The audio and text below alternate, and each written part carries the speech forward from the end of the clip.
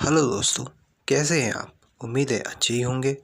तो दोस्तों, आज मैं आपको एशियन इजिप्ट के बारे में एक ऐसे फैक्ट को बताने जा रहा हूँ जिसे आपने और हमने न्यूज़ और किताबों में तो पढ़ा ही होगा, पर कभी हमारा ध्यान ही नहीं गया या आपका ध्यान ही नहीं गया कि ये लोग ऐसा क्यों करते हैं।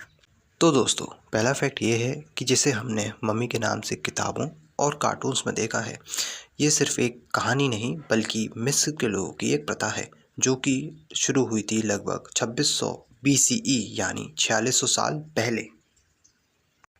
मिस्र के लोगों का मानना था कि आदमी के मरने के बाद उसकी आत्मा उसके शरीर में वापस आती है।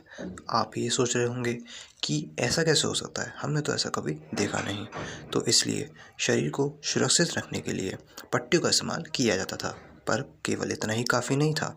इसमें सबसे पहले उस इंसान के शरीर के अंदर के सारे अंग निकाल दिए जाते थे। इसमें दूसरी प्रक्रिया थी कि शरीर पर नाइट्रोन नामक नमक से इसे पहले सुखाया जाता था और फिर उसके बाद रेज़न और तेल लगाकर लिनन की पट्टियों से बांधा जाता था। तो पट्टियों को शरीर से अच्छी तरीके से बांधे जाने के बाद बारी आती है इनके कॉफिन यानी ताबूतों को बनाने पर, जो कि इनके शरीर को बहुत ही सुरक्षित बनाए रखता था। तो इनके जो ताबूत होते थे, जो आपने और हमने किताबों की फ़ोटोज़ में देखे हैं, वो बहुत ही अलग तरीके से और बहुत ही बड़े बनते थे। मतलब आपने ये देखा होगा इंग्लिश मूवीज़ में कि जो ताबूत होते हैं वो ब्लैक कलर के और नॉर्मल तरीके से बनाए जाते हैं, पर इनके जो ताबूत थे वो इनके शरीर के और मुँह के हिसाब से ही इनके ताबूत उनके चेहरे और बाकी चीज़ें बनाई जाती थी। मतलब ऐसा लगे कि एकदम से ताबूत उठ के खड़ा हो गया है। तो इनके जो ताबूत थे उन्हें सार्कोफोगस कहा जाता है।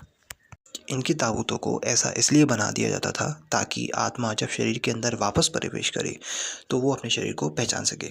इनमें एक धार्मिक मान्यता भी थी कि मरने के बाद आत्मा दूसरी दुनिया में जाती है। क्या आप भी ऐसा मानते हैं? तो कमेंट सेक्शन में बताइए और वीडियो को लाइक ज़रूर कर दीजिए। इसमें इसके नाम और चित्रों के साथ साथ कई देवी देवताओं और मंत्रों को भी लिख दिया जाता था। इनकी ताबूतों को बनाने के लिए लकड़ी, ग्रेनाइट या लैमस्टोन के पत्थर और सोने का भी प्रयोग किया जाता था ताकि ये इतने मजबूत और बहुत ही ज़्यादा भारी हुआ करते थे। तो दोस्तों, उम्मीद है आपको ये कहानी अच्छी लगी होगी। ऐसे ही अमेजिंग और इंटरेस्टिंग कहानियों को जानने के लिए सब्सक्राइब करिए हमारे चैनल को।